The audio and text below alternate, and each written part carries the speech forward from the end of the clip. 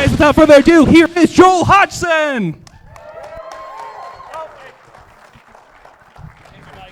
Thank you, Mateo. I got a question just for the audience. How many people have gone to Joel's table and got themselves an autograph and a selfie? Right? It's satisfying, isn't it? Gives you a sense of well-being, and that's not going to go away. You're not. See, there's one right there. He's happy. Look at how happy Kathleen is.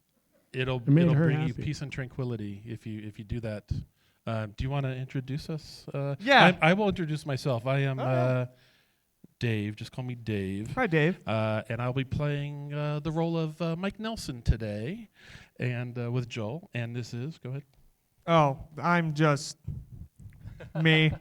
I'm more like Crow than anything, yeah. Honestly. That's just because I'm mouthy, and you know this. Yes, true. I don't look like him. Yeah, a little bit, huh? In the eyes. Yeah. I'm seeing it. Oh, yeah.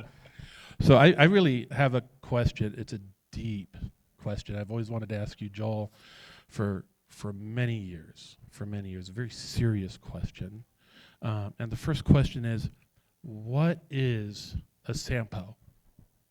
A sample? Sampo. It's from that Seventh Voyage of Sinbad. It's a Sinbad movie, right?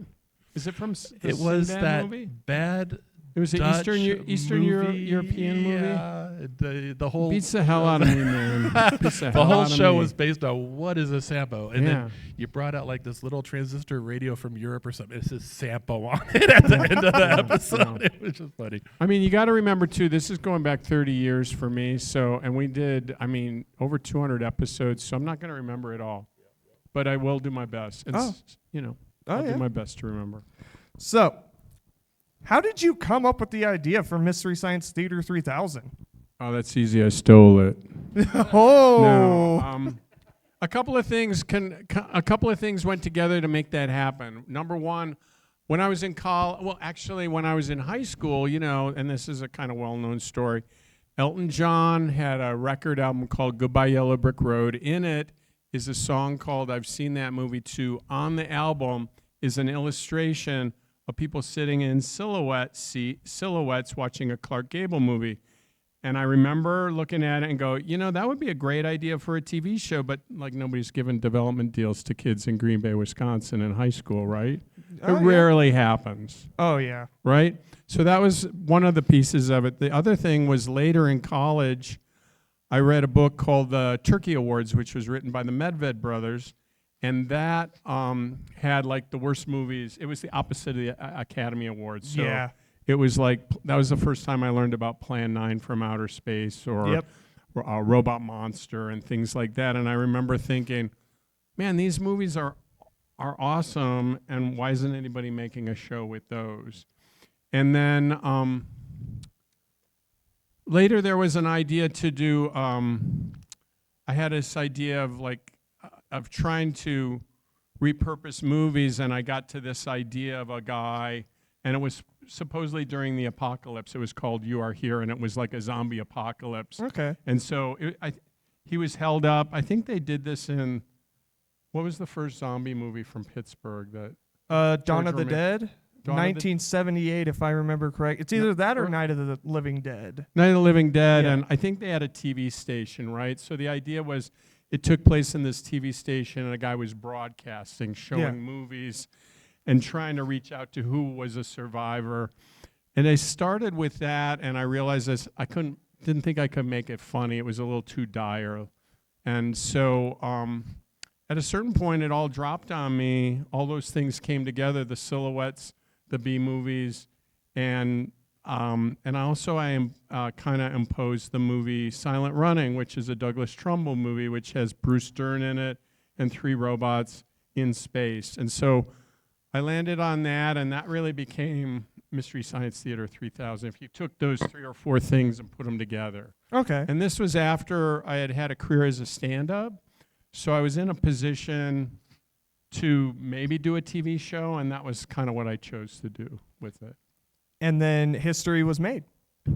Yeah, I guess so. I mean, you could call it that. Oh, I'd call it that. I own a lot of the DVDs. Well, thanks.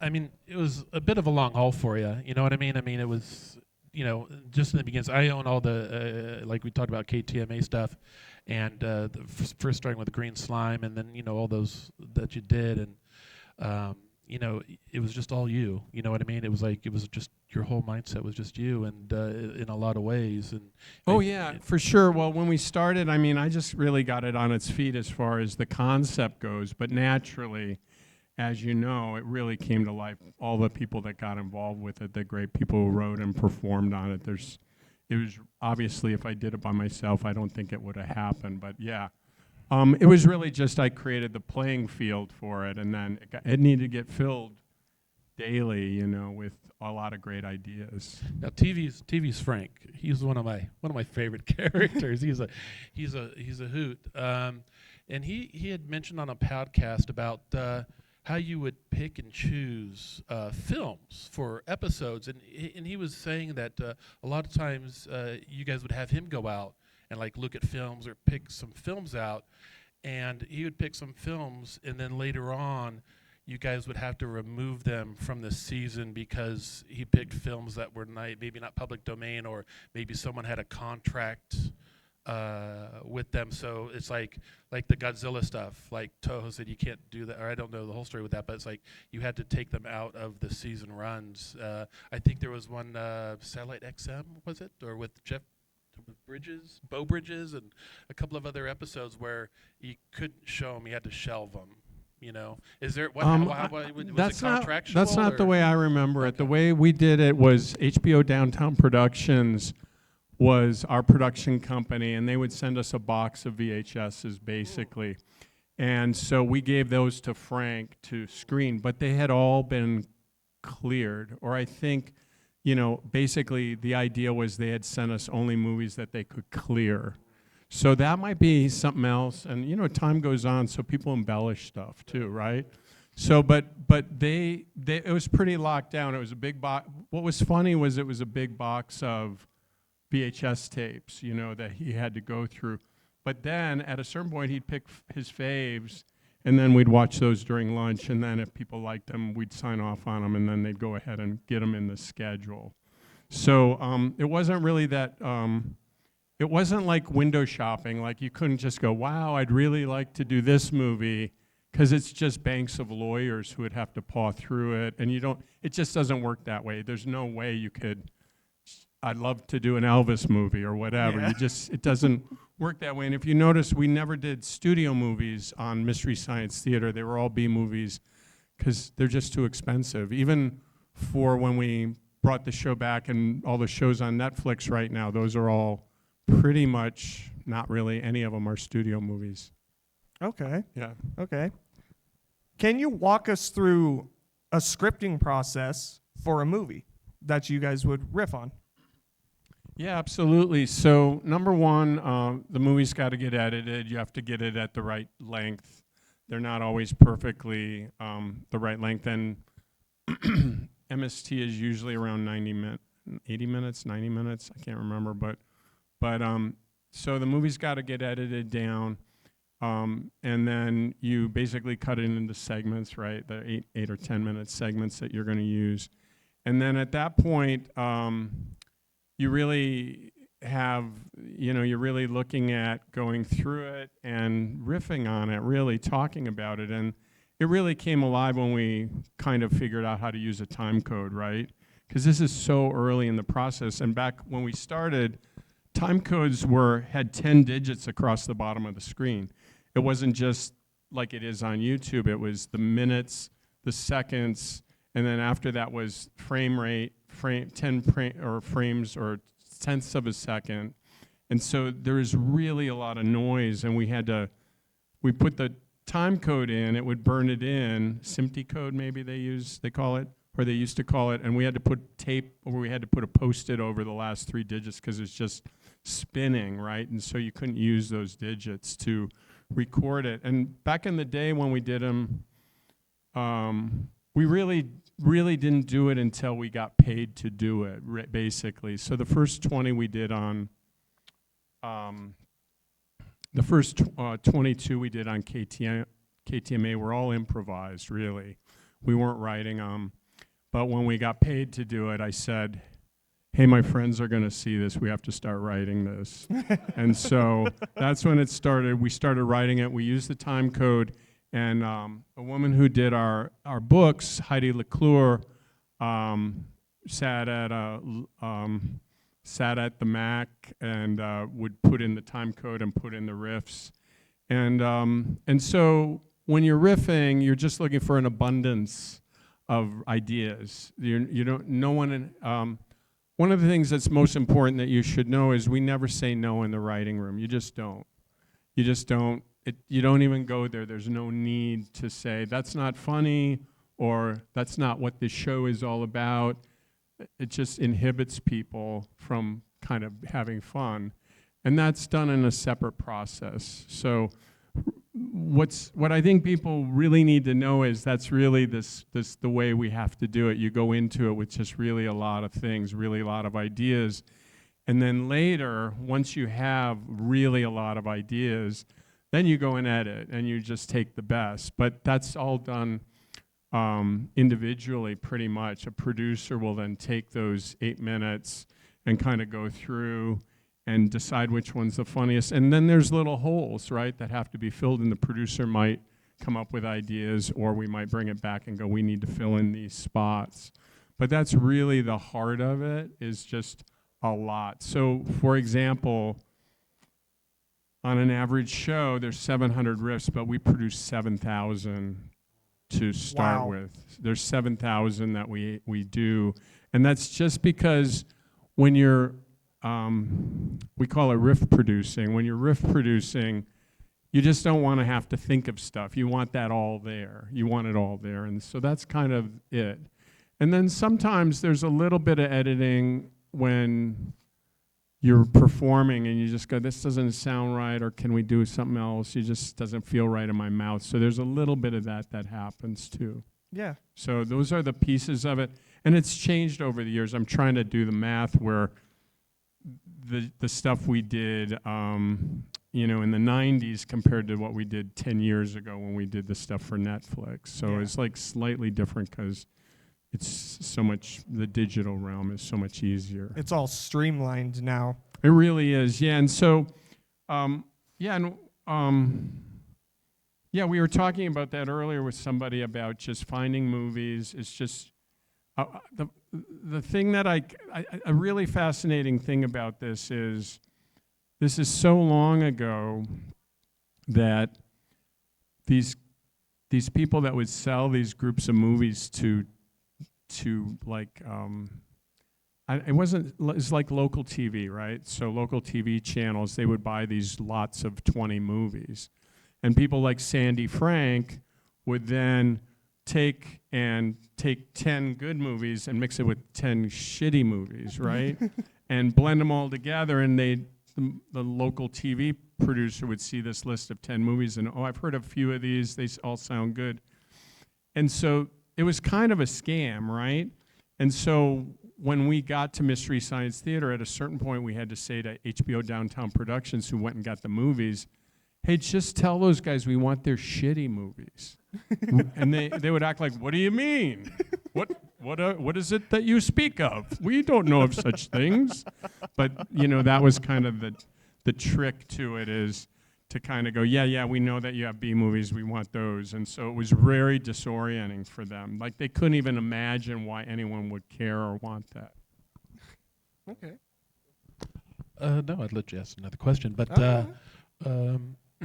no, one thing I was curious about was your last episode. There's all the Wizard of Oz references and everything. In your last episode, when you leave the show, it's one of my favorite episodes.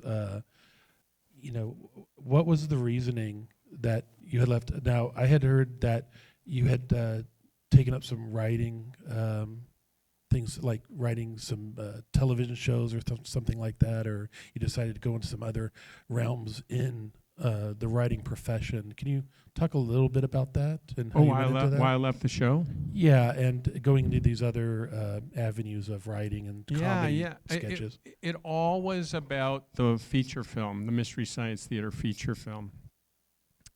And it was really frustrating because Jim Mallon really wanted to direct the movie, and I kind of didn't think he should. I thought we should just have a Hollywood director do the movie, but he really wanted to do the movie. And he wasn't really, like when he came, you know, when we were kind of shaping the deal, he said, well, I'll be the producer and the director, and you and Kevin and Trace will be associate producers, and you'll get to star in it. And I'll go, but I created the show, and it's it's a feature-length show. It's really like, I don't know, is there some other way or other job I could do or a credit? And so it kind of fell apart after that. It was really the movie, because we were kind of queuing off of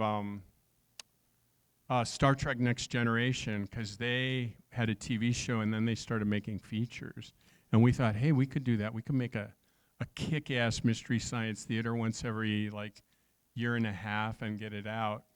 And so that's kind of what happened. And I kind of felt like I really felt like it was a personal crisis to leave the show. I mean, it was so successful and everything, but I really felt like I kind of did everything I wanted to do to get it in its rightful shape. And I knew that if we brought in a new person to do it, it would be okay. And so it kind of felt like that was the right thing to do. It just internally, I'm going to try to describe this really delicately, but internally I just didn't feel supported there. And I think between Jim and I, we kind of lost trust in each other. And just as you know, in any relationship, when that happens, it goes bad. And so I was in a good position as far as my deal went, and I would still make money on the show, and I still have, and all that stuff. So those are kind of the pieces of it. So I didn't really have anything else planned. I just didn't feel like I belonged there at a certain point. So it was really frustrating to have to leave, and I was I didn't know anybody in show business. My family didn't come from show business. So have a really public thing like that happen and then have it kind of fall apart was really frustrating. But I think it allowed the show to live on and allowed it to, Mike and those guys did brilliant, really funny riffs after I left that are wonderful, and then that just set the stage for us to bring in Jonah and do the stuff we did on Netflix. So it kind of worked out. The story ended really well, and getting to come back and do the largest Kickstarter in history for film or TV really fixed a lot of those problems. So. Yeah. Oh, don't worry. We will get to that. Oh, okay. That's coming. Okay, cool. All right, let's lighten it up a little bit for some of the I invention go darker. exchanges. I want to go to the dank, dark failure he's side be of my Batman. life. You brood the whole time like Batman. For the invention exchanges, what were some of the more crazy ideas that didn't make it to the episodes? Dude, I couldn't tell you. It was so long ago. No, I think really most of the invention exchanges came from my act. And so at a certain point, everybody caught on enough to start being able to make, figuring, us as a group figuring them out. But I would say for the first 3 seasons, it was all just stuff from my notebooks and from my act. And the reason for the invention exchange was really to try to kick off the show with something that was just this bright, funny idea. As you know, there was no real narrative that we had to manage. It was really just the same story over and over. So the Invention Exchange was just this moment to get in, just a fast visual thing we could get into and do. Well, I think a lot of them are brilliant. 2 of my favorite, obviously the Godzilla episodes, because I'm a Godzilla fan. The costume, the Halloween costume, the Jiffy Pop popcorn. And your jokes are so dry in that scene, and it cracks me up every time. And the doggy chew toy guitars. Oh, thanks, man. I have that on in the middle of the night when I'm sleeping because I fall asleep watching TV. I wake up every time those doggy toys start squeaking. I'm like, oh, Godzilla versus the Sea Monster's on. That's funny. The Jiffy Pop thing, that whole bit is right out of my stand-up act. Really? So I used to do that on Letterman and SNL and stuff like that. So that's verbatim right out of my act. And the other stuff we just had needed ideas, fabricated stuff, got them together. So that was kind of how it worked. Yeah, the Fram air filter for Geordie Geordie. LaForge, yeah, Brilliant. right. It really was brilliant. That's from my stand-up acts. Yeah. Man, I should watch some of those. Yeah, man, if you can find them. Oh, I'll find They're them. on the internet. YouTube, I think. YouTube. Yeah, that's They're what on I'm gonna YouTube it. Simple, cheesy question. My favorite episode of all time, and I'm sure most of you will agree, is Cave Dwellers, Cave Dwellers. Probably one of my favorite episodes. What out of the whole catalog of Mystery Science Theater, what is your favorite, or what is the one that's close to your heart out of all the episodes that you've done? What's funny, when we make them, we don't know when we're making a great one. It's just not there. Like, people after the fact behave like, yeah, I knew that was a winner. But it's really not true. You're kind of confronted with this movie. Does anybody, we got any water around anybody? Did we bring water? Oh, it's right here. Awesome. When you're confronted with the movie, you're just kind of, you just got to roll with it and kind of be prepared to fill it with all those ideas, right? And so you're not really thinking about it. And I don't know if anybody really could. It's like writing a song and somehow knowing it's a great song. I think you're relying on other people reflecting it back to you. So to answer your question, I think the ones I think about the most are the ones that people have reflected back to me and say, wow, I really love that show. Like, I Accuse My Parents, right? Like Drew Carey, I mean, he was an MST fan, and I was talking to him one day, and I go, "What, you got a favorite?" And he goes, "Oh, no question, I Accuse My Parents." And I went back and watched it, and I go, wow, it's really good. So things like that. So, but I have to say, they're all, you just kind of accept the ones that people really like Pod People and, you know, Final Sacrifice people love, and Werewolf and stuff like that. Manos, so Hands of Fate. Manos, I think, is a great example, too, because usually we got our stuff on the movies, and in that case, Manos got its stuff on us. And I'm saying that just because it's such an outrageous, crazy movie. And do you know that Manos is, they shot it with this film camera that could only shoot like less than a minute of film at a time. Do you know about that? And that they couldn't record sound. They couldn't record sound either. And so there's that. But then there's just the layers of silt that were on that print. There's just this cloud. And there's this dread that's in this movie because you feel like it's kind of like going to be a snuff film or something. Like you go, and you start to wonder, is the filmmaker an idiot or some kind of genius? Because I feel this dread and loathing watching this movie. And so I think that's the confection that happened. And it really is, at a certain point I had to be really honest that it's the movie as much as it's what we're doing. You know what I mean? The movie has those moments and those pockets and those craters in it that people like and they get attached to and they're fond of, and then we are just kind of alongside dropping all these ideas along with it. Okay. So yeah, those are the way I do it, but I don't, again, it's such a funny thing because when you're making it, you don't go, oh, this is the one, here it comes, this is the one I'll be remembered for, here it comes. It wasn't like that. And, you know, with Manos, the Hands of Fate, Manos, you know, it really rekindled some careers. The little girl in Manos, she went out and they created Manos 2 and Manos 3, and she lives out in Oregon, and she has built her career. She was the daughter of the filmmaker, and she basically built her whole kind of career around Manos after Mystery Science Theater really made it popular again, you know, which was very interesting. So MST really rekindled people's careers in many ways. Yeah, I think they they did remakes of it, and I think they restruck a print of it and did like a beautiful restoration of it and stuff. But to me, that's not why people like Manos. They like Manos because of the silt and the grit on in the film, and You're just watching a dirty movie. it is truly a dirty movie. It's true. So, hi, Dave. You and me are Godzilla fans. Yes. Yes. Hey, Joel.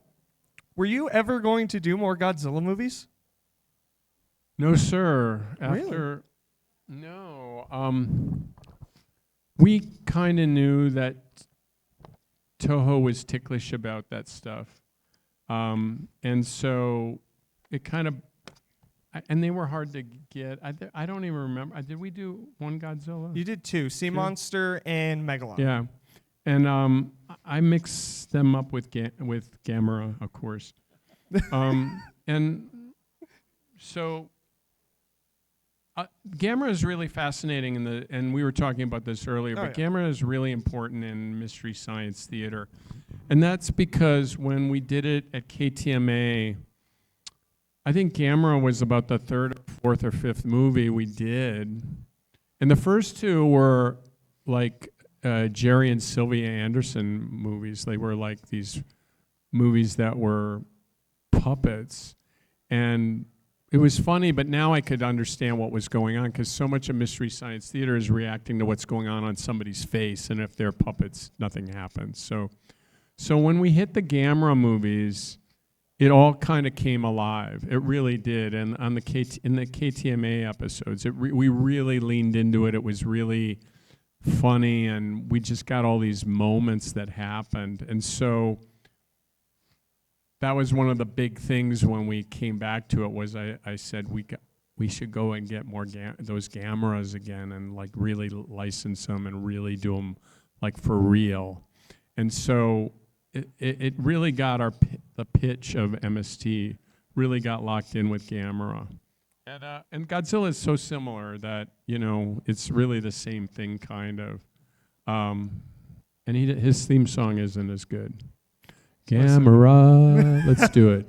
Gamera. Gamera is really neat. Gamera is filled with turtle meat. We believe in Gamera. Come on, kids. You know it. Come on. Come on. Sing with me. Gamera. Gamera. I don't remember the rest. Good. It's so good. Yeah, I was one of the guys, once the Mystery Science Theater box sets were released, I was like, boom, Tower Records, go out and buy it right away. And I ended up buying the set with the Godzilla movies in them. And then they weren't allowed to sell them anymore because of Toho. So what happened was there was something they'd send out saying, send your Godzilla movie disc in, and we will resend you the episode of the Gila Monster. And I said, there is no way in hell I'm giving up that Godzilla disc. So I kept it. And they go, if you keep that disc, it'll be a crime and a felony, all this stuff. I said, I don't care. I'll go to jail for this episode. and I still have it to this day. I have every single episode, but it's one of my favorites. So I guess when you got word, from attorneys that you couldn't use the episode, what was the opinion of the cast, or Frank? I like TV's Frank a lot. He's a fun guy, and Trace. What was when you heard that kind of news that they wanted to take it off the shelves? What was the crew's thought on that at the time, or did you guys just not care about it? Well, yeah. Come on, it's really hard to. It's that funny feeling of the way you feel when you're making it, right? Because for us, we turned it over a new MST back in those days every 10 days. So we produce them really super fast. And so there's not really a lot of time to get attached. And you kind of had the feeling like, if anything's going to get flagged, it would be a movie like that, right? And so Gamera was an easier fit. But an interesting story was I would always get royalties, right? And when that thing happened, my royalties just that was such a big hit to the company that and it's so expensive that the royalties just got cut in half. And so that's when I started to go, hey man, I think I'm going to have to start doing Comic-Cons and make some money. And here I am today. Oh, it's not so bad. Yeah, you come get to hang on. out with Get to us. do We're pretty this. cool. Yeah, it's fun. But no, it saved my ass getting to do that, and I had a family and stuff like that. So the rest of that year, I did a bunch of Comic-Cons, and it made my nut for the year because the royalty just wasn't happening. So that's how I remember that Godzilla thing. So yeah. Oh. Yeah, I should stop asking about Godzilla then, huh? Well, I haven't built my life around him like you have, so I have a normal relationship with Godzilla. Okay, Hey, all right. He's only on my arm. That doesn't mean anything. All right. Oh, another Gamera one. You were the first person to mainstream make fun of Kenny from Gamera. Did you ever think that people still to this day would reference that joke in their reviews of Gamera? No, it beats the hell out of me, man. There's a lot of people. I think I've done it a couple of times too. Well, Kenny was electric, man. You Yeah. couldn't help stop thinking about him when you saw him. And Corn Job. Don't forget Corn Job. Oh, yeah. Oh, yeah. Oh, all right. So, who came up with the Gamera song? Man, it came out of the room. So much of what we did, seriously, it's so much about just being in the room and being with really funny people and just throwing stuff at the wall. And it was such an amazing theme song. And for some reason, I've been getting a lot of Japanese animation on my feed. And a show called 8-Man came on this morning. And it was this really similar theme song. It's kind of a march. And they were really into that. I don't know why I'm getting that stuff, but Hey, it happens. it's listening to me. All right. So, we're going to fast forward a little bit to that Kickstarter for the return. What were your feelings when you hit the goal and exceeded it?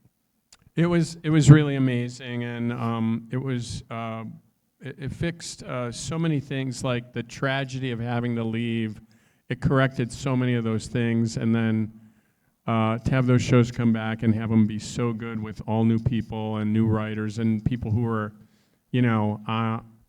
I was in my mid-50s, but all the writers were in their 20s and 30s, which is how old we were. And that's really the ideal spot, when you're, for athletics and for comedy, it's like really good when people are in their 20s and 30s. It's ideal time. So it was super fun to bring it back. I'm very proud of them. I thought they looked great. And there were things that I got to do, like just do widescreen movies, and let that happen and find beautiful prints of these movies like Star Crash and stuff like that just had are amazing movies, and Mac and Me and stuff like that, where you just go, where the hell did this come from, And so that was really fun to do that, and kind of just, I love that idea of a widescreen, just the widescreen of it and the silhouettes in widescreen, and just, it's really fun to watch now on a nice TV for me, so that has a lot to do with it. Oh, yeah. Looking nice and sounding good. Atlantic Rim, one of my favorites of the newer ones. Atlantic Rim. That's crazy, right? Crazy. Yeah. There's an episode, I like to brag about this all the time. I have all the Mystery Science Theater's episodes on disc, except for one. And the rumor that, I always come with these dark questions. The rumor that it was in a vault. I think one of the producers, I forget his name, like the movie was in a vault, and he wouldn't release the movie, and it was like only one episode that was never released. It was shown only one time. And then recently they said that they had found it. Do you know anything about that? Was it a movie we riffed on MST? It was a movie you riffed on. It was I think it was a KTMA episode 4 possibly. But yeah.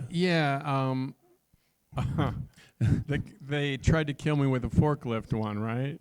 I believe so. And I guess it was lost. They considered it lost. And then recently they said they had found it. Yeah, somebody found it, yeah. Yeah, so the question is, well, do you think that would ever be released? Do you think we'd ever see that at all? Or I don't think so, but maybe. I mean, you can see it online, and so I don't feel like they're motivated to do that. Also, the KTMA episodes to me are like watching us riff at a party, right? It's like really uneven, and sometimes long stretches go by and we don't say anything. It took a while. It kind of worked like this. When we got to the end of KTMA, I knew I had worked on Jerry Seinfeld's first HBO special, which was called Stand Up Confidential, and I met Stu Smiley there, and Stu Smiley became the head of Comedy Central, or Comedy Channel, which became Comedy Central. So I had an in there. I knew a guy there, and we had a chance to cut together a cell tape from all the KTMA episodes, and it was about an 8-minute cell tape of our funniest things. And when I saw that, I go, oh, that's what the whole show's supposed to be. Like, it wasn't super clear, because when I started, I was kind of going, how much can people manage? Like, how many jokes can you put in and you can still maintain follow what the movie is doing? Like, can you do that, and will it make sense? And so it wasn't, if you notice, our hit rate from KTMA was about 150 riffs. And then the first season was like 350. And then the next season was 700. And that's kind of where it stayed ever since, And so just the idea of filling it wasn't super clear, right? And even like the pilot, the pilot episode was really to demonstrate the idea that, oh, these things come and sit down in front of you and say shit. But we only had like 2 jokes to demonstrate that. And people go, where are all the jokes? What happened? Didn't you know this was did you not know Mystery Science Theater is filled with jokes? And it was kind of like, well, no. It was like, how many? We didn't know. How many could you do? And so that was kind of the beginning is I didn't know. I simply didn't. It wasn't super clear until we'd done 22 locally, and then we made a super condensed cell tape that said, oh, there's jokes. And now it's 10 jokes a minute. That's really where it hangs right now, and it has since, in the 90s, yeah. All right. What was it like? You're working KTMA, you're doing a show, local channel, what have you, and then all of a sudden, Comedy Central picks you up. What was that feeling like? Was it like you were like popping champagne bottles? I mean, were you kind of like, it's kind of like a new territory for me? What was the feeling that you had something you created, and also Comedy Central was like, let's do a season, let's do some episodes? Yeah, the thing to remember is that, I had a career as a stand-up, so I was doing national TV as a stand-up, so to do cable wasn't that strange, right? It was kind of like, well, I'd done these episodes, I'd done SNL 4 times, I did Letterman 4 or 5 times. So it was kind of like, I was kind of in that neighborhood. Other guys who were doing that were getting sitcoms, so I could kind of be in that realm, maybe a little. And so when it happened, it made sense, because we knew it was a good idea. We knew that people liked it, and it was cheap. That first season was $35,000 an episode for a 90-minute show. And it was because we didn't pay ourselves very much, and we did it in a warehouse in Minneapolis and built all the sets and puppets and stuff ourselves. So... But it was really the second season when it really took off. And then it was like, oh, People Magazine top 10 TV shows, Twin Peaks and The Simpsons and Mystery Science Theater were all listed. And that's when it dawned on us, like, oh, wow, like, people really like this. So that's when it kind of happened, like, oh, wow, like, this is for real. People really dig this, and people would talk about it, and you'd meet people who, out of the blue, who had just liked it and stuff like that. So that's kind of the moment, and it was so much work to get it on its feet, too. It was really, really a tremendous amount of work to build all that stuff and get it up in time and deliver on time. So we were really tired that first season, and then we kind of figured out how to manage it and how to sensibly make the show. But we were young and used cocaine, and I'm just kidding. We didn't use cocaine.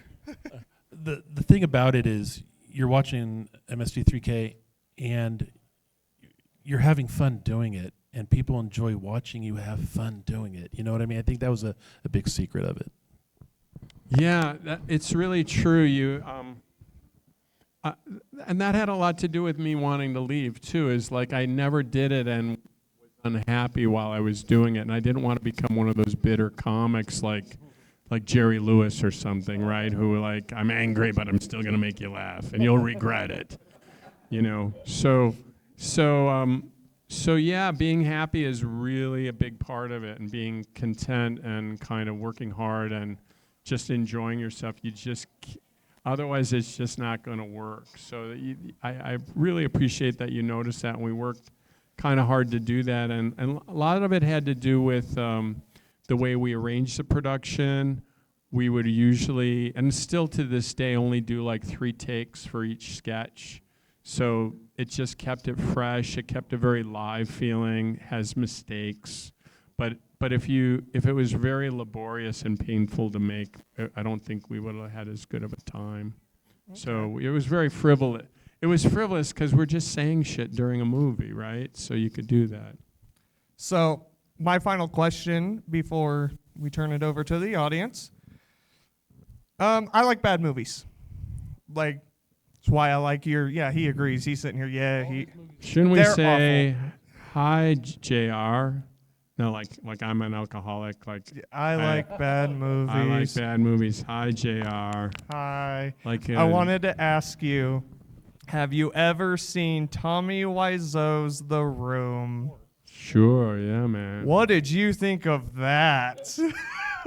Well, it was super famous for being bad by the time I saw it, so it's kind of like, you know what I mean? It was like it wasn't like the new ground, like you were saying, the new land. And so I didn't have that same experience. Like, I don't know. I don't know what to tell you. I just saw it and felt bad for him. You know? Yeah. That was another one of those things where like Mystery Science Theater would make Manos famous. Riff Tracks, they kind of made The Room famous. No one really knew about The Room until Riff Tracks, and then like, boom, Tommy was like everywhere. You know, and he's meme everywhere. And so it was one of those kind of moments. So he's making another movie about a shark. Okay. Anyway, all right. So let's go to some Q&A with some. Also, let's reiterate the thing with the movie with the video. Don't forget, if you grab some footage for us, make sure and go to the QR code. Is it sitting? Can you even see where it is? Right on the front of the speaker, awesome. right there. Yeah, give it to Joel, man. Go out there, do it, and he would love to see it for sure. So be a part of this crew by doing that. So anybody have any questions? Right here in the front. All right. Go ahead. Hi, I'm sure that you probably have a favorite episode, but is there one that's a total bugaboo that you really didn't care much for? Oh my goodness. You know, it's funny. I don't even think of it like that. You know what's funny for me is like is looking at some of them and just feeling like, I wish that print was nicer, you know. I wish Pod People was a little easier to look at, you know. It just was such a bad print. You know what I mean? It stinks, right? We got to live with that. So I don't really have that, and I don't have anything that I'm ashamed of yet, that I'm kind of going, I hope you don't see that one. So unfortunately, good question, but I wish I had a better answer, You have a question? What was your question? Okay. I really appreciated. Ooh, can you hear me?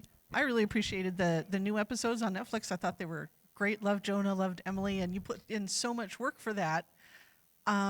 Did the episodes come the same way, or did you kind of go and search them out, because they were a little bit step up? And also the miniatures, I loved those. So I don't know if you have anything to say about the little sets. About the new movies? Yeah. It was a really long, arduous process to go through those, and it started by looking at lots and lots of. What was hard about it was I felt obliged to know what the first season was going to be like, and kind of have it all kind of there before we did it. And I can't give you any real details other than the internet was there, so it was much easier to look at movies. So that it was harder to find movies, but that made it way easier that you could look and see Wizards of the Lost Kingdom and stuff like that and find it and kind of go, oh, I get this, or Charlie Band movies or whatever, those things that, yeah. So it is funny. It's kind of like the world got harder because there were less.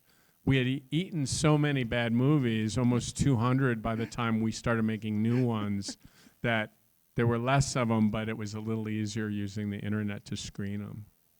So, yeah. All right. Anybody else got a question? Right over here. Go ahead. How did you come up with the name Mystery Theater Science 3000? Mystery Science Theater. It was kind of roughly based. It's a great question. It was kind of roughly based on Sun Ra's Myth Science Orchestra. But if you say Myth Science Theater, it sounds like you're lisping. So Mystery Science Theater just lent itself really well. And I really like, that was one of those things that's grown on me over time that I really like, just the blending of those. It's such a yin and yang thing, is science and mystery together. It's, yeah. Good question, though. Great question. All right. Any other questions? Right over here. Here you go. Oh, over there. Yeah, let us know when we got one. We're doing the last one. Are we th- doing okay on time? Yeah, this will be Okay, is the this last. the last one? Yep. Could you make this one super funny? Because we want to go out. We really want to go out big, okay, if possible. Oh my gosh. Well, you had indicated that the first layer was shortening the film and then riffing off of that in the early days. It kind of felt like, and you had even touched on the fact that you wanted the movie to still be followable. I find the cuts where you have lost a part of the movie to be the funniest. So was there a change in methodology as you guys went on? Take the jokes first, see where you get the jokes heavy and trim the fat? No, that would have been. It's an interesting idea, but it would have been more expensive to overwrite the shows and then go, let's trim that. The jokes aren't good enough. It's just easier to go. We're gonna try to do this cut so it really just holds the movie together. So it will track and then riff on top of it. Really, that our job was just to take the movies, hopefully make sense. I think maybe the movies ended up being 75 minutes or something like that in total length. Seems like the right number. But yeah, it was just really practical. And we just gave them to someone. The guy who did them was Ryan Ritchie, and we just gave it to him and said, make this movie make sense. We'll see you on the other side. And then we'd watch it. And it was one of those things we couldn't put a lot of time into. But it's a really great idea, you know what I mean? If you had all the money in the world, you could just do that and then go, I'm going to cut right here because it's not as funny now. But yeah, we kind of tried to rely on that. But I was hoping for something funnier than that for the last thing. Well, Something super funny. Maybe it's me. Well, you can end it funny, Joel.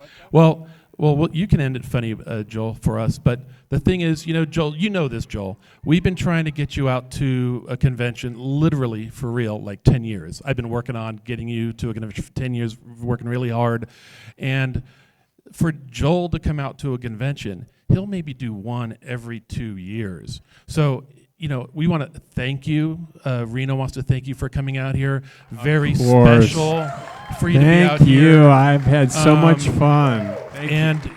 For you to come out here to Reno, it is really special. And I know everybody here appreciates it. And, thank you, Reno. Thank you, everybody, and thank you, and Silver Age Comic-Con. So, if you haven't seen Joel at his table, really, this is a once-in-a-lifetime opportunity. Get an autograph, get a photo with him, frame it. It's a memorable thing because I got to be honest, he won't be back in Reno after this. And probably. the old ticker's not what it used to be, folks. Yeah. So this is your time. I might be gone by this time next year. You just got to remember that. Don't say that. I just had a whole idea for a show with It the three could of us. happen just- any yeah. time. I take a lot of risks with my health. And because of that, I live a very fragile life. So just, we're leaving now, but just leave us with one of your funniest moments of Mystery Science Theater, and then from there, that'll be it. You'll leave us laughing. Wait, you think I can conjure a joke like that? Like just at the top of my head, something that will make these people laugh? Sorry. Goodbye. That's all I got. All right. Thank you. Give it up for Joel! Thank you.